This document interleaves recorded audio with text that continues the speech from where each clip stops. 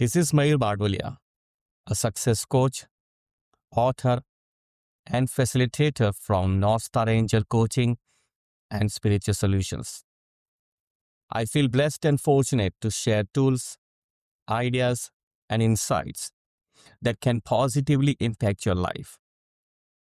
Welcome to the video. Here is something that probably happened to you at some point. Let's say you hired someone, a contractor, a consultant, a service provider, and they gave you a confident pitch, very polished pitch to convince you, very promising. And then when the work came in, it was just about okays. Nothing terrible, nothing great, just sitting right at the edge of what was promised. Maybe a tiny bit below. And here's the funny thing. You never hired them again. Now flip that. Think about the last time someone quietly gave you a little more than you paid for. Maybe it was a small bonus they just gave you, a faster turnaround, a faster service, a small note that did not have to write, but they still left a note, good note for you. And you thought, oh wow, that was nice. You recommended them. You went back. You trusted them. So the question is, what exactly are those people doing differently? Because it's not talent. It's not even about the hard work. It's actually something much simpler than that. And that's what we are going to get into today. But before we do, let me just tell you upfront what this video is going to give you. We're going to look at why most of us accidentally erode trust. We lose trust without realizing it. What that simple shift is, what it actually looks like in practice. And then at the end, I will give you a set of action steps you can use before your next client interaction, before your next sales pitch, before your next meeting with your customer. So stay with me. So here is something I would like to begin writing. The first thing, and I like this rule. Now to understand why over-delivering works, we first need to understand what most of us are doing instead. And this part might feel a little uncomfortable because most of us do this without even realizing it. When we are pitching, when we are meeting customer, when we want to impress someone, when we want to win the work, we overstate, we promise more. We say what we hope we can do on a very good day. We make big promises because we think that's what closes the deal. That's what wins the customer. It's almost like we are writing the menu before we even check what's in the kitchen. And that's exactly the analogy I want to use here. You know those restaurant menus where everything sounds so extraordinary. Slow roasted, handcrafted, authentic, organic, locally sourced, homemade. The description is so beautiful that by the time the food arrives, your brain has already built a whole expectations of experience around it. And then the plate comes out and is just fine and very average. It's just a sandwich, a perfectly good sandwich. But now you're a little let down because the words set you up for something else. And that is something when you make big promises, right? And when you deliver average things, and what happens as a result? Disappointment. Disappointment. The problem isn't the sandwich. The problem is the menu. The promise inflated the expectation. and the delivery could not even match it. And even when the work is just okay and average, that gap between what was promised and what arrived makes it feel like a little let down. And that gap, that small, quiet gap, is where trust starts to erode. You start losing the trust. And here is what's important to understand about that loss of trust. It's not dramatic. Nobody storms off. Nobody says anything. They just quietly stop coming back to you.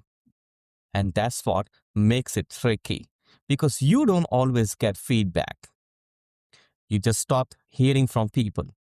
You stop seeing them again, and you wonder why they're not coming back. So if that is the problem, what is the solution? Well, it's simpler than you would expect. And that's when I want to take you to the next level, which is, let me grab a different color pen. Or I would say, give promise,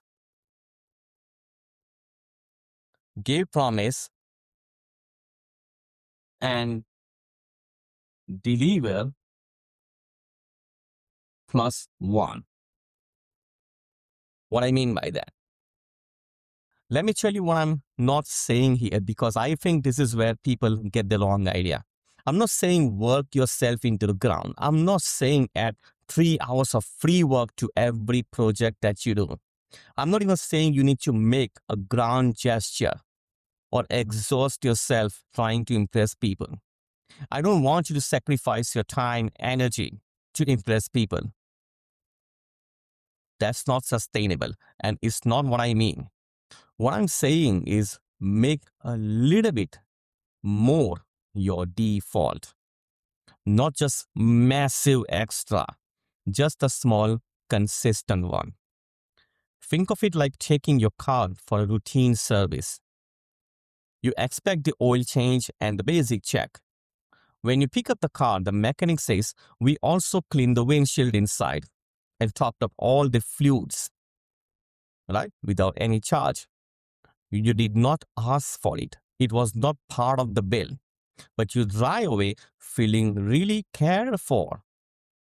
The cleaning took them few extra minutes only. The cost was small, but the trust it built was large. Next time your car needs work, you do not search around. You go back to them. This is what happens when you quietly add a little more than expected. Another example. Think of it like booking a hotel room. You pay for a standard room. And when you arrive, the receptionist says, "We upgraded you to a better room. No extra charge." You did not demand it. It was not even advertised. Nothing dramatic happened, but the experience feels different. You sleep better. You remember the hotel. You recommend it later.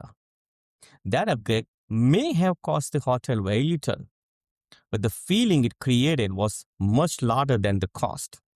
That is what quiet over delivery does. That quiet over delivery. That means you slowly delivering something extra. And that is the whole idea. A small gesture and great memory created. So what does that actually look like in your work? Because I don't want this to stay abstract, okay? So not really vague idea. So let me just give you a few real examples. So let me share with you some examples here. Let's say if you're in the consultation business, it could be something as simple as documentation that is clearer than what was expected. Not just a big manual, just too many words, but just a cleaner note, more thoughtful notes than the person was prepared for. Or it could be, let's say if you're in the product business, or it could be a small bonus resource you can just give in. Maybe if you are in the, again, consultancy or advising industry, you can give an extra template, a checklist, something that took you 10 minutes to put together, but saves them an hour. Sometimes it's just a faster response time that they were expected. So, for example, if you're in the service industry, if you're prepared doing some projects, you can deliver something faster than they expected. They thought they would hear back, from you by Friday. You got back to them by Wednesday or maybe Thursday. It's an unexpected, right? Also, what you can do, you can also do an unexpected follow-up note a week later, just checking in. Okay, follow up after a week or something after you finish the project, or even one extra tip or advice at the end of the session or a meeting they did not ask for but walked away thinking about it. Just a small piece of advice. That's it. Now, none of these are really big. None of them require you to work an extra day. None of them cost you a full extra day of too much of money. But each one quietly signals the same thing, that you were thinking about our other person beyond just completing the task. And that is the thing. It's not about the size of the extra. It's about the extra that communicates. It tells the other person that you were thinking about them beyond the transaction. Now that brings me to important thing, right? Because doing this once is nice. Doing this consistently is what builds something much bigger. And to explain that, I want to use a slightly different way of looking at it. I want you to think about trust like a bank account. Every time you make a promise and deliver exactly that, you're keeping the balance the same. You are not overdrawn, but you are not growing either. It stays neutral. Every time you promise and underdeliver, you're making a withdrawal. A small one sometimes, a bigger one at other times. But withdrawals add up. And at some point, the account runs dry. And every time you underpromise and overdeliver, you're making a deposit. And just like any saving account, deposits also compound over time. So, first,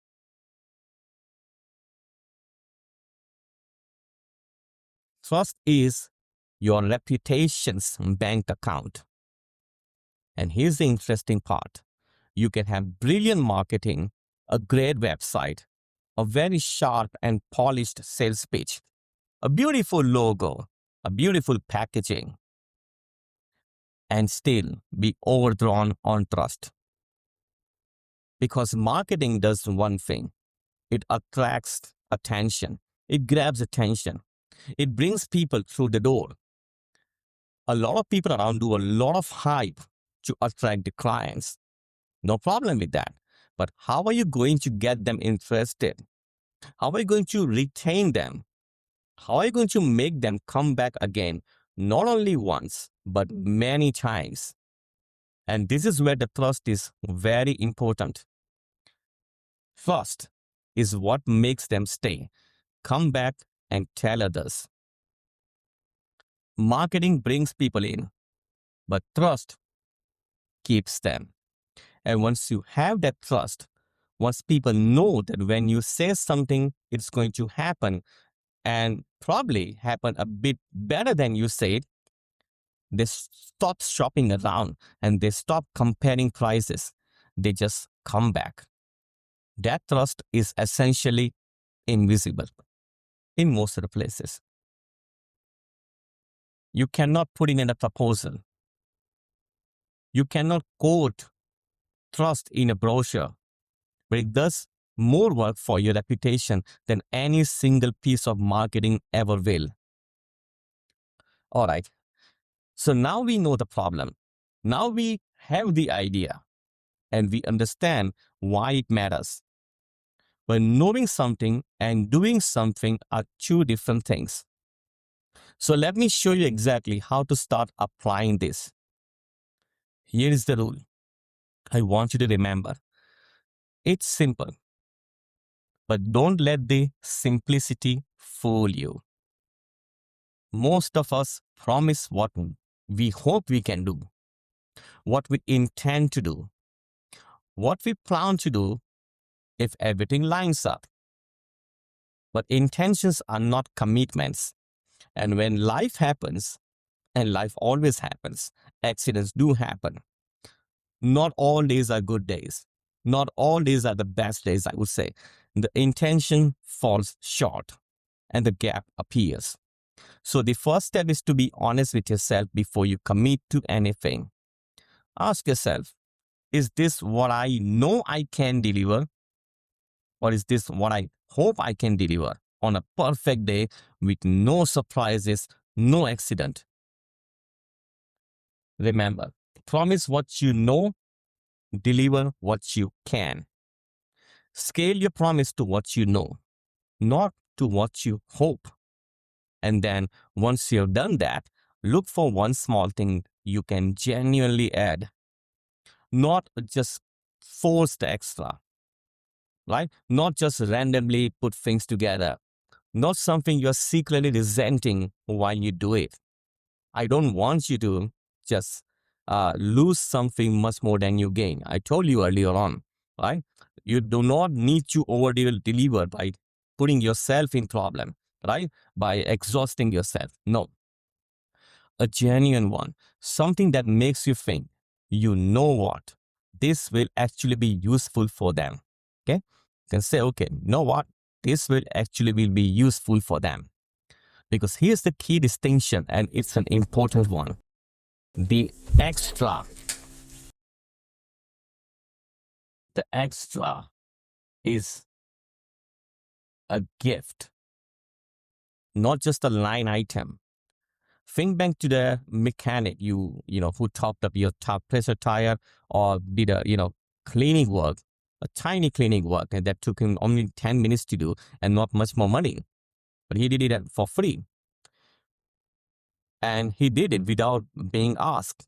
Now imagine instead he handed you a bill at the end with a small line item that said tire inflation or cleaning the windshield, complimentary, for free.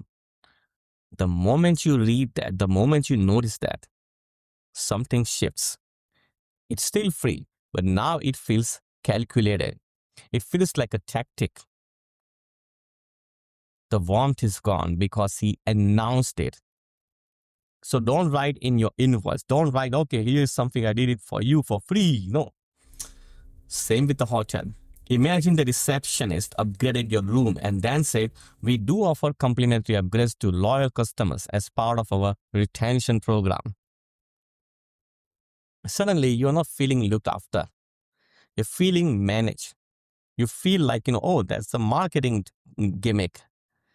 The upgrade did not change. The price did not change, but the feeling changed completely. That is the difference between a gift and a transaction. A gift is quiet, right? When you give someone, you don't say it out loud and you don't just, keep shouting about it. You quietly gift it. It doesn't ask for anything in return. It doesn't announce itself. It just shows up. And that quietness is actually where all the power lives. The moment you start logging your extras, pricing them in, and pointing them out, they stop being a reflection of your character and start being a marketing strategy. Don't do that. And people can feel that difference. Even when they cannot quite put it into words, it's a feeling thing. They cannot express it. Now I know what some of you might be thinking at this point. You're thinking, if I consistently promise less, won't people think I'm not capable? Won't I lose work to someone who promised more? And that is a fair question. So let me answer it directly. In the shorter term, maybe sometimes the flashiest promise wins the first contract. But in the long run, the person who delivers quietly and consistently more than expected wins the relationship. And the relationships are worth far more than a single contract. Think of it like two runners. One starts fast, sprints the first few hundred meters, and then slows down.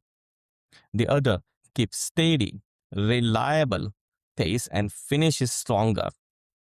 Which one do you want your team for a marathon? That's what this is. A marathon strategy, not a sprint strategy. And once you understand that, the payoff becomes really clear. I had done so many contracts. I worked with so many people without a piece of contract, like paper contract. It's just a matter of trust. And this is more powerful than any written contract. So let me show you what this actually builds over time, because this is the part that makes the whole thing worth it. Here is what consistently over-delivering builds for you when you do it over months and years. Repeat business, referrals, a reputation that arrives before you do. And the last one is the self-respect.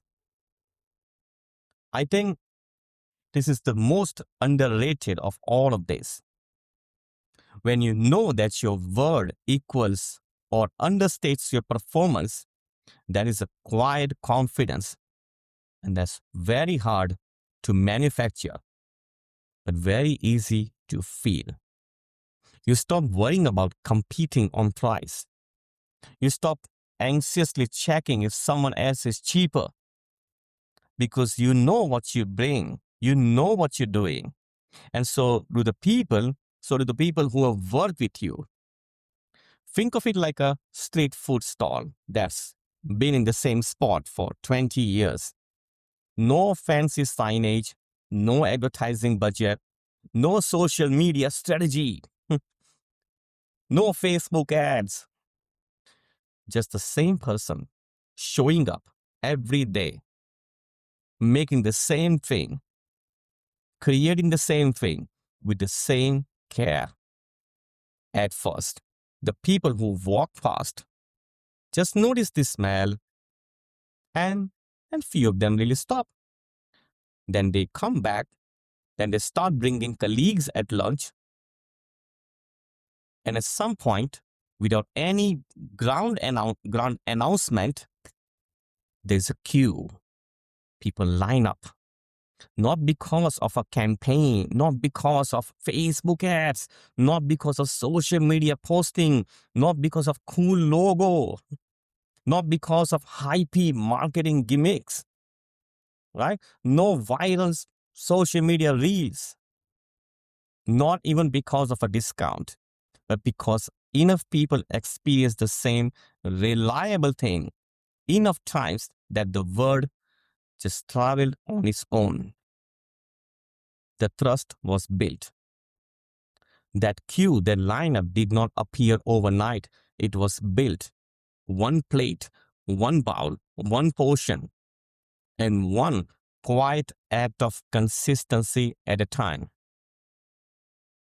And that's what I love most about this approach. It doesn't require reinvention. It doesn't require a new skill set. No. You cannot learn this skill of trust. In fact, there's no such thing as skill called, like trust. It just requires a small shift in how you think about your commitment, how you care about your customers, and a small habit of adding just a little more than was asked. And let me bring this all together for you now, because I want to make sure you leave with something you can actually use starting today. When you overpromise, you set an expectation, you then scramble to meet, you struggle to meet, and even if you meet it, people feel nothing special because you said you would do. And you also have to do that work, extra work every single time. You always have to struggle. But when you under promise and deliver just a little bit more than expected, people feel surprised in the best way. And that feeling is what they remember long after the work is done. People remember how they felt, not just what you delivered. Here's an example: the gym that promises dramatic results in 30 days, they often disappoint. And on the other hand, the trainer who quietly checks your form, sends you short follow-up note, and adjusts your diet plan or exercise plan slightly makes you feel supported. One oversells transformation, the other one builds the trust. Or think of like hiring the graphic designer. So one promises a clear draft by Friday and delivers it on Thursday with two thoughtful variations. You feel relieved. You feel like you chose well.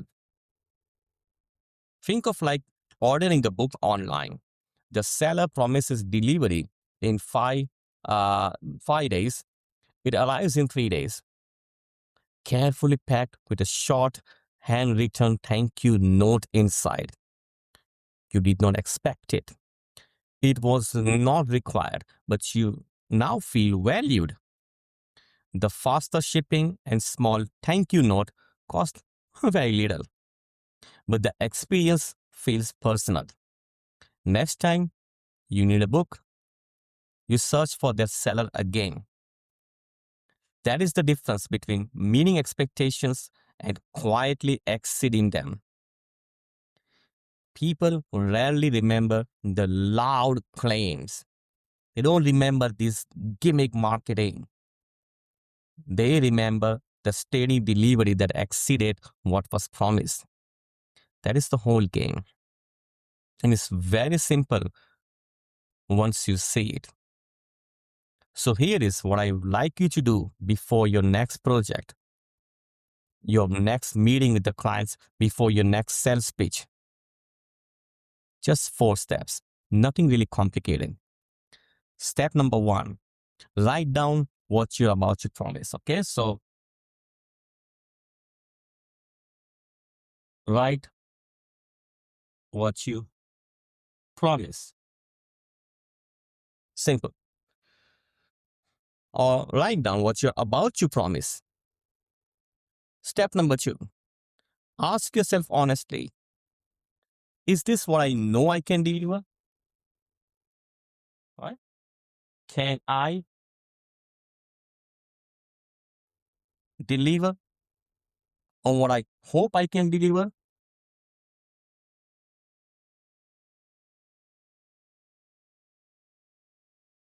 Right? And step number 3, if it's a hope, scale it back to what you know. Right?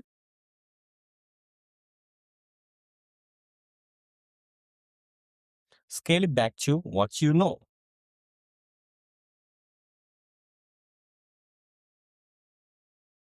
Hope is not a strategy. Step number 4, then find one small, just small, genuine extra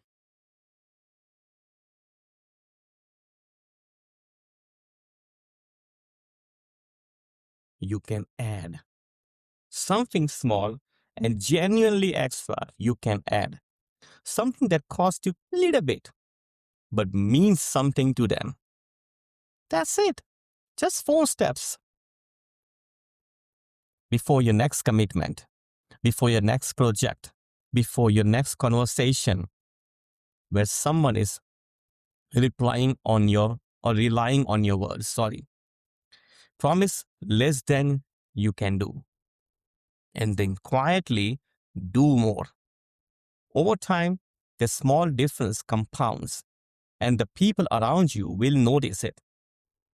Even when they never quite say it loud, they feel it, and they just keep coming back. And that's how you know it's working. Start using what you learn. I understand it takes work to do this on your own. There will be times when you are tired, unsure, or stuck. When that happens, you can reach out to me. I can help you every step of the way and teach you new tools that work for you. Do you have any challenges you want to fix? Any problems you want to fix? Maybe it's about your health, job, relationship, money, or beliefs. I can help with this in personal one-on-one coaching sessions. To book a success coaching session with me, go to northstarangel.com/coaching. We can meet online, by email, or in person. If this video or lesson or lecture help you, tell other people about it. I would like to hear what you think and how it worked for you. Share it with anyone who needs help. Share it far and wide. My name is Mayur Bardolia, a success coach at North Star Angel Coaching and Spiritual Solutions. If you want to book a session, organize a workshop, or invite me as a speaker, email me at contact@northstarangel.com. I'm wishing you the best. I hope good things come your way. I wish you peace and prosperity. Have a nice day.